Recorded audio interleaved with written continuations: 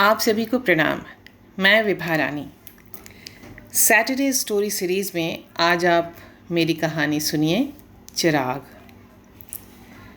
Shri Surajmal Shah वल्द रूपमल Shah, post मुकाम मधुबनी, जिला मधुबनी, राज्य बिहार के बड़े मातबर व्यक्ति हैं। स्वर्गीय रूपमल शाह के ससुर के बाप यानी सूरजमल शाह के नाना के बाप यानी परनाना को अंग्रेज़ों ने राय बहादुर का खिताब अदा किया था और तभी से वह निहायत ख़ानदानी व्यक्ति में तब्दील हो गए थे। उनकी सदाशयता, अतिथिपरायणता के किस्सों की कुछ ऐसी गुलाबी पीली गंध हवा में फैली और रियाया को चीरती इस मोहल्ले में भी पसर गई। न केवल पसर गई बल्कि सभी के दिमाग की एक कोठरी में रिजर्व भी हो गई। आज तक उस बात को आज का एक नौनिहाल भी कह देगा कि जब राय बहादुर के यहाँ एक व्यक्ति पहुँचा तो राय बहादुर ने नमरी यानी 100 के नोटों की गड्डियों को जलाकर अपने हाथों से चाय तैयार करके पिलाई थी। अब इस मिथक को मिथक ही रहने दिया जाए तो बेहतर होगा, नहीं तो स्वर्ग में बैठे राय बहादुर और उनके नेक बंदों को तकलीफ होगी और वे वहीं जार जार रोना शुरू कर देंगे तो ऊपर भी बाढ़ आ जाएगी। अब कौन पूछे उनसे कि आप इतने बड़े आदमी और आपके घर में इतनी गरीबी कैसे छा गई कि आपके घर में केरासिन, कोयला, लकड़ी, जी हाँ उस समय गैस नहीं थी ना, सब कुछ भुक्खड़ के घर से दाने की तरह गायब हो गया था। छोड़िए, परमात्मा उनकी आत्मा को शांति दे। अब खुदा की ऐसी मार पड़ी कि राय साहब इकलौती बेटी के पिता होकर के मरे। अब उस इकलौती की कोख तो 3 बार आबाद हुई, मगर फसलें बेटियों के रूप में ही आईं। और तब जो सिलसिला चला तो ऐसा कि उन तीनों बेटियों के घर में भी खुदा ने रहम करके 2-2, 3-3 के हिसाब से बेटियां भेजनी शुरू कर दी कि ऐ नेक बंदो, जब तुम्हारे ससुर 100 का नोट जलाकर मेहमान को चाय पिला सकते हैं तो तू सब भी उन 100 टकियों से दामाद रूपी जीवों को खरीद ला और उनसे अपनी अपनी बैठक सजा ले। तो राय बहादुर झुनकी शाह की लाडली बेटी की कुरपोछू श्रीमती राज दुलारी देवी ने भी अपनी गोद 2 लड़कियों से आबाद की।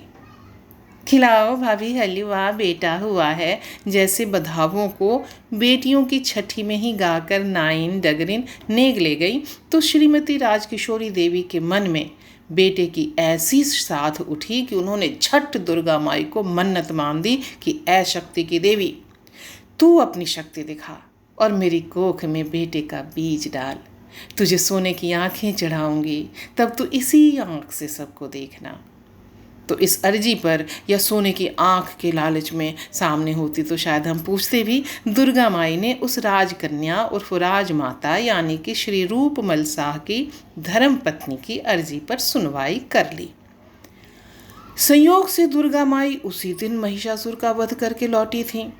सोने की दमक से चुधियाई आंखों ने उनकी कोख को देख लिया, पर देवी तो महिषासुर का वध करके लौटी थी ना, सो उसकी वह भयानक सूरत, उसका खूंखारपन अपने मन से उतार ना पाई थी। महिषासुर मरा तो क्या, भूत की तरह देवी के पीछे लगा रहा और राजरानी के आवाहन और देवी की सहमति की पूंछ पकड़कर वैतरणी पार कर गया। बस कहानी यहीं से शुरू होती है। राजकिशोरी देवी ने इस बार सबों को भर पेट हलवा खिलाया और 1.25 मन लड्डू के साथ दुर्गा माई को ठोस 1 तोले सोने की 2 आंखें भेंट चढ़ाई। सोने की तरह ही बेटा चमकने लगा और बड़े दुलार से, बड़े आराम से सेब का हलवा खिला खिला कर पोसा जाने लगा। बड़े उल्लास से माता ने नामकरण किया सूरज, कि बेटा सूरज की तरह ही तेज ताप वाला बनेगा। और बेटा तेज ताप वाला बना। ऐसा बना कि भस्मासुर की तरह शिव जी के माथे पर ही हाथ रखने को उतावला हो गया। लाड़ की चाशनी में डूबा और नखरों के अड़ियल घोड़े पर सवार सरपट भागता सूरज जेठ की धूप हो गया। राय बहादुर झुनकी शाह का परनाती सूरजमल शाह अब सेठ सूरजमल शाह और उससे भी बढ़कर सेठ जी कहलाने लगा। सेठ सूरजमल शाह की बाकी अदाएं इतनी प्यारी हुईं कि मोहल्ले और शहरों को काटते हुए पूरे राज्य में फैल गईं। सेठ के हर गुण इनमें इतनी आसानी से समा गए जैसे मक्खन में चाकू। लगता था सेठ सूरजमल इसी सेठी के लिए ही जन्मे थे। उनका जन्म यहाँ नहीं हुआ होता तो कहीं नहीं हुआ होता। आखिर इतने तेज ताप को सहन करने का जिगर भी तो होना चाहिए। हर अच्छे संस्कारी सेठ की तरह सेठ सूरजमल ने भी हाई स्कूल की परीक्षा पास नहीं की थी। कर लेते तो फिर उनमें और जी तोड़कर मेहनत करने वाले खाकसारों के खाक जैसे बच्चों में फ़र्क ही क्या रह जाता। बचपन में माँ को कुत्ती, साली, हरामजादी कहते थे, जो लड़कपन की निशानी मानी जाती थी। हर बार के इस प्यारे संबोधन से माँ उतनी ही गुदगुदा उठती थी जितना श्री कृष्ण की बाल लीलाओं को देखकर माता यशोदा गदगद हो जाया करती थीं।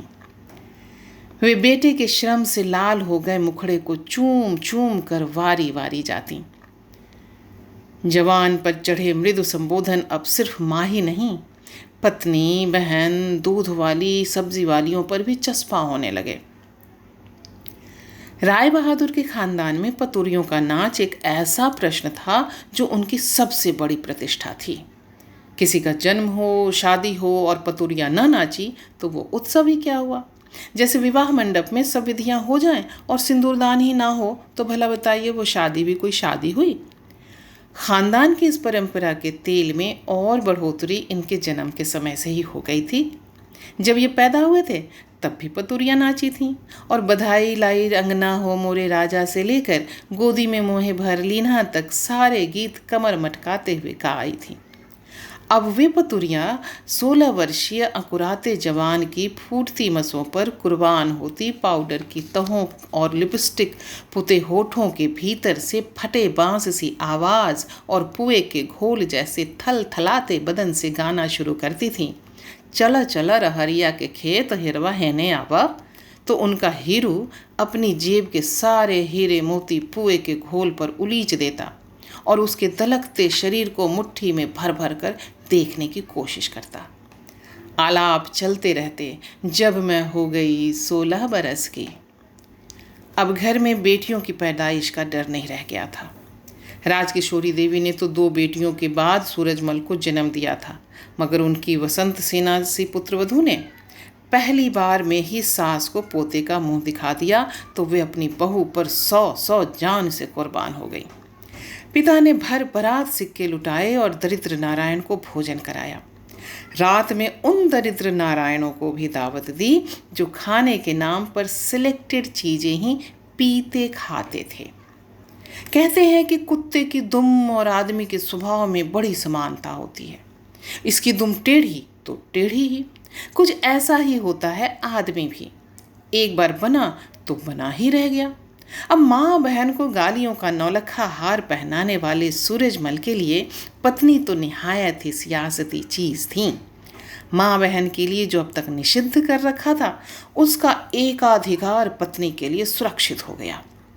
वे कहा करते, सांड को वश में करने के लिए उसकी देह दाग दी जाती है, वैसे ही लुगाई को काबू में रखना पड़ता है, नहीं तो वो चढ़बाक मौगी होकर माथे पर मूतेगी। सुबसुमती रानी की देह आए दिन नीले लाल दागों से भरी दिखाई देने लगी। सूरजमल के चरण कमल कुछ और भी पुण्य लाभ बटोरने के लिए आगे बढ़े। अरे घर की घरनी सब दिन करनी, असली मजा तो दूसरों के बाग से फूल चुराने में है। जहाँ मौका देखो करो।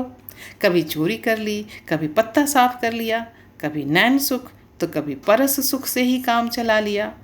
मोहल्ले की ऐसी कोई लड़की नहीं बची जो उनके नैन या परस से बची रह गई हो। वे ऐसे शेर बन गए थे जिसे आदम खून का चस्का लग गया था। इनके मुंह ने अछूते यौवन का स्वाद जान लिया था और इसके लिए वे मोहल्ले से लेकर प्रसिद्ध पतुरिया खाने तक भी पहुंचने लगे थे और नथ उतार उतार कर पुण्य लाभ कमाने लगे थे। दुर्गा माई की उपासना से उनका अवतार हुआ था, सो स्वभावतः दुर्गा माई के वे परम भक्त हो गए। हर दशहरे में मोहल्ले के सभी मातबरों से काफ़ी आगे बढ़कर चंदा देते और पंडाल पर अपना वर्चस्व जमा लेते। पंडितों की जिह्वाएं मंत्रोच्चार कम, चाटुकारिता अधिक करने लगती। महानिशा पूजा में खुद ढाक बजाते, 56 व्यंजन का भोग उन्हीं के यहाँ से बनकर आता। दशमी को दुर्गा के डोले को स्वयं कंधा देते। स्वाभाविक रूप से पहली जयंती उनके माथे पर रखी जाती। शांति जल का छिड़काव पहले उन्हीं पर होता। शक्ति की पूजा करके भी लेकिन परम वैष्णव। अंडा मुर्गा तो विधर्मियों का भोजन था। परम शुभदायिनी मछली भी उनके रसोई को शुभ से इंगित करने नहीं आ पाती थी। अब पत्नी बेचारी खाई पी हुई थी। उसकी इच्छा के पंछी के पांख कतर दिए इन्होंने बड़ी सावधानी से। हुआ यूं कि उनके घर गुरु महाराज पधारे। लोक परलोक तब तक सफल नहीं होता जब तक गुरु मंत्र न लिया जाए। देह पवित्र नहीं हो पाती और अपवित्र देह लेकर परलोक कैसे जाया जा सकता है। सो शरीर को पवित्र और परलोक के सुख को रिजर्व कराने के लिए भव्य आयोजन हुआ। 2 बड़े बड़े परातों में काजू, किशमिश, छुहारे, बादाम भरे गए। चांदी की एक बड़ी सी थाली में अलग से यही सामग्रियां, तदनंतर पुष्प, अक्षत एवं अन्य पूजन सामग्री। उस दिन 3 बाजे वाले आए थे। रसन चौकी, चमरुआ और अंग्रेजी बैंड। लाउड स्पीकर भी पतली कमर है, तिरछी नजर है गाता रहा था। संध्या समय नव वस्त्र में सुशोभित दिव्य व्यक्ति के रूप में उतरे सेठ सूरजमल। मोहल्ले की सारी स्त्रियां जुटी थीं। बच्चों का प्रवेश निषिद्ध था, कारण वे बड़ा शोर करते हैं और भला बच्चे समझेंगे भी क्या। स्त्रियां ही तो हैं जो धर्म के मर्म को अलजेबरा की तरफ फटाक से समझ लेती हैं। गुरु महाराज ने आदेश दिया कि अर्धांगिनी को भी बुला। बिना उसके दीक्षित हुए तू पूर्ण दीक्षित नहीं हो पाएगा। पत्नी आई, गले तक घूंघट में, श्रद्धा से पूरी देह कमान करके चरण स्पर्श किया। आशीर्वाद का हाथ सिर से क्रमशः नीचे उतरता गया और एक जगह आकर क्षण भर रुका। दबाव बढ़ा और फिर अलग हो गया। अच्छा हुआ कि वसुमती रानी का मुखड़ा घूंघट में था, नहीं तो पता नहीं उनके चेहरे को देखकर स्त्रियां क्या अनुमान लगाती। मंथरा होते भला उन्हें देर लगती है। गुरुदेव ने पूछा था, बेटी तामसी भोजन भी ग्रहण करती है? वसुमती रानी ने तो कुछ नहीं कहा, पर पतिदेव ने स्वीकार में सिर हिला दिया। ओह पापम नाशम। गुरुदेव का हाथ कंधे पर था। बेटी क्यों स्वभाव के विपरीत कार्य करती है? यह कोमल शरीर वैसे अखाद्य पदार्थ को सहन कर लेता है। दबाव बढ़ा। बेटी इसे छोड़ सकेगी? छोड़ दे। मन को संयम में रख। संयम से बड़े बड़े दुर्गुण दूर हो जाते हैं। कंधे पर हाथ कस गए। वसुमती रानी लाज और संकोच से कठुआती रही। पतिदेव वचनों से आप्त होते रहे। स्त्रीगण गुरु की महानता से गदगदाती रहीं। कितने शीलवान हैं ना, बेटी छोड़कर और कुछ तो कह भी नहीं करते थे। इस प्रकार उनके घर के तामसी भोजन का पटाक्षेप हुआ। सेठ सूरजमल वैष्णव होकर समाज के उस वर्ग की सेवा करने लगे जिन्हें कोई नहीं पूछता था। लक्ष्मी तो भूले से भी उधर न झांकती। फिर भला सरस्वती रूपी अमरबेल भी लक्ष्मी रूपी पीतल के बिना कैसे चढ़ती। हाँ, बीच बीच में देवी भैरवी जरूर महानिशा बनकर उनके घरों में धमकती रहीं। सेठ सूरजमल के पिचके पेट पर मांस की परत दर परत चढ़ती रही अपने पावने के एवज में। वे गाज गिराती रहीं। सूरजमल प्रचंड सूर्य का ताप फैलाते रहे। उम्र की बढ़त के साथ साथ सेठ सूरजमल की रसिकता भी बढ़ी या नहीं, ये तो ऊपर वाला ही जाने। पर अचानक लोगों ने सुना सेठानी ने धतूरे के बीज खा लिए। मोहल्ला सख्ते में आ गया। सेठ जी ने तमाम घरेलू उपाय किए। नमक का घोल पिलाकर उल्टी कराई। जान तो बच गई, पर सेठ जी ने इतने नील उनके बदन पर उभार दिए कि फिर से वो धतूरा खाने का शंकरत्व भूल बैठी और गर्व से बताने लगी, अरे ये तो सामर्थ्य की बात है कि लोग 2-2 लुगाई रख सकें। सरकार के शतरंजी नियम की बिजली तो सर्वहारों के ऊपर गिरती है, और सेठ सूरजमल न तो सर्वहारा थे न सरकार के प्यादे कि जिन्हें ब्याह के जुर्म में सजा दरियाफ्त की जाती। 2-2 ब्याह के जुर्म में वे चौकी के मसनदों को दाएं बाएं बदलते रहे। पटना मधुबनी, मधुबनी पटना करते रहे। परंपरागत आदमी थे। कानून उनकी नज़र में बच्चों की सीटी था, इसलिए 19 वर्षीय बेटे का विवाह 2 लाख नकदी और 1 लाख का सामान लेकर इस धूमधाम से किया कि पूरा का पूरा शहर चकित रह गया। फिर से खानदानी हवाला हुआ, फिर से पतुरियाँ आईं और मांस का थलथलाता पिंड इस बार बेटे की गोद में गिरता रहा। राम तेरी गंगा मैली हो गई। खलबली में खलबली एक और हुई। पटना मधुबनी इस विवाह में एक ही आंगन में एक ही साइबान तले इकट्ठी हो गईं। लोग बाग में सनसनी फैल गई। स्त्रियां बेटे का विवाह गीत गाने कम, बहू को देखने कम, पटनिया को देखने अधिक पहुंचने लगी। सेठ सूरजमल ने हुंकारा भरा, किस मादर की मजाल है जो एक अक्षर हमरे बारे में बोला। साले की बहन को तो हमको ऐसा वैसा समझता है। लोग बाग झन्न से गिरी थाली की झंझनाहट के बाद बनी शांति जैसे निस्तब्ध निशब्द हो गए। सबको अपनी माँ बहन की इज्जत प्यारी थी, पर कयामत आनी थी सो आ गई। न रुकी, न मोहल्ले के रोकने से, न सूरजमल की गिद्ध दृष्टि और पगहा टूटे बैल जैसी बोली से। सारा मोहल्ला सरगर्मियों से भर उठा। कानाफूसी तेज हो उठी। यह फुसफुसाहट, भनभनाहट और फिर शोर में तब्दील होने लगी। बिना माइक के लीडर बन गए सेठ सूरजमल।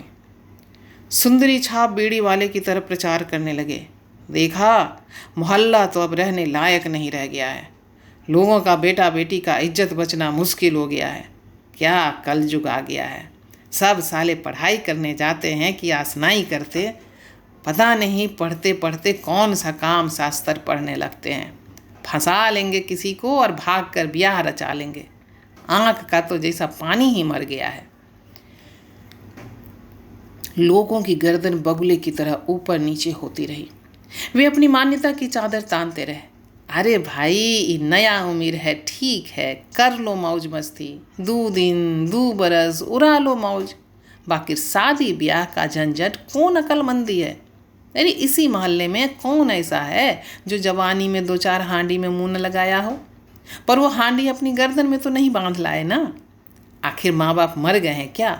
वो भी देखिए साहब, कोनो लड़का ये तरह करता तो एगो बात होता, एक ठो लड़की होकर राम राम सारी इज्जत माटी में मिला दी। माँ बाप को तो जीते जी नरक के द्वार पर ठेल दिया। अरे ऐसन बेटी सबका तो गला दबाकर मार देने में भी पुण्य होगा। भाई हम तो कहते हैं कि तभी कहे थे जो छोकरी को इतना मत पढ़ाओ। आखिर अब पता चला ना कि कौन पढ़ाई पढ़ने गई थी। हे दुर्गा माता, क्या कलयुग आ गया है, तुम ही रक्षा करो। क्यों, क्या हुआ? एक तुरंत आए मेहमान ने पूछा। अरे होगा क्या, खानदान की नाक कटवा दी पर कसवा की बहन ने, साली कुत्ती। वे कुछ और बोलते कि तभी गली में कुत्ता भौंकने लगा। सेठ सूरजमल की आवाज़ क्रमशः बढ़ती भूख से क्षीण होने लगी। उसकी भूख सुनकर 2-4 कुत्ते और भी जमा हो गए। अब वे सब के सब मिलकर जोर जोर से भौंकने लगे। सूरजमल ने दरवाज़ा खोला। कुत्ते देखकर एक पल को ठिठके, फिर दूसरे ही पल और भी तेज स्वर में भौंकने लगे। सेठ जी व्यस्त हो गए। पहले तो आवाज़ से ही धता बताई, फिर एक लाठी भीतर से ले आए। मुंह से दर दर हट भाग, और लाठी जमीन पर फटकार कर उसे डराते रहे। लेकिन कुत्तों का भौंकना और भी तेज हो गया। अब वे सीधा उनकी तरफ देखकर भौंकने लगे। सेठ और आगे बढ़ाए। उनके भौंकने से वे क्षुब्ध हो उठे थे। इधर कुत्ते थे कि लगातार भौंक ही रहे थे। वो तो खैर था कि रो नहीं रहे थे। अब शकुन का कोई खतरा नहीं था, इसलिए सेठ आश्वस्त थे। वे थोड़ा और आगे बढ़े और एक कुत्ते को लाठी से कोंचा। कुत्ते चुप हो गए और सामने से पीछे की ओर हो गए। धत साली कुत्ती है। कुतिया होकर उसका इतना तेज भौंकना सेठ को पसंद नहीं आया। कुत्तों के चुप होने से उनका उत्साह बढ़ा। अब की और जोर से कोंचा, बल्कि सभी को कोंचा। उन्होंने सोचा था कि अब वे सभी लाठी खाकर डर जाएंगे और चलते बनेंगे। पर तभी पहले वाले कुत्ते ने, जिसकी पहचान सेठ ने कुतिया के रूप में की थी, खूंखार आंखों से उनकी ओर देखा और अचानक बड़े जोर से भौंकती हुई उसकी ओर झपटी। सेठ हड़बड़ाए, गिरते पड़ते घर में घुसे, सिटकनी लगाई और थम से बिस्तर पर जा बैठे। सांस फूल गई थी। जब कुछ स्वस्थ हुए तो बड़बड़ाने लगे, साले कुत्ते भी आवारा हो गए हैं। कुत्तों का भौंकना बदस्तूर जारी था। तो ये थी कहानी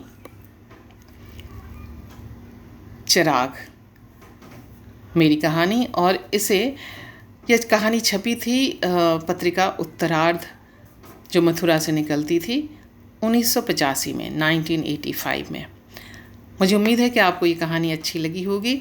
अपनी राय हमें YouTube कमेंट पर दें।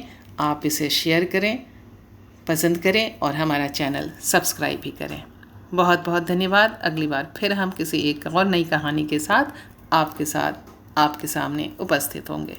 तब तक के लिए नमस्कार, शुभ रात्रि।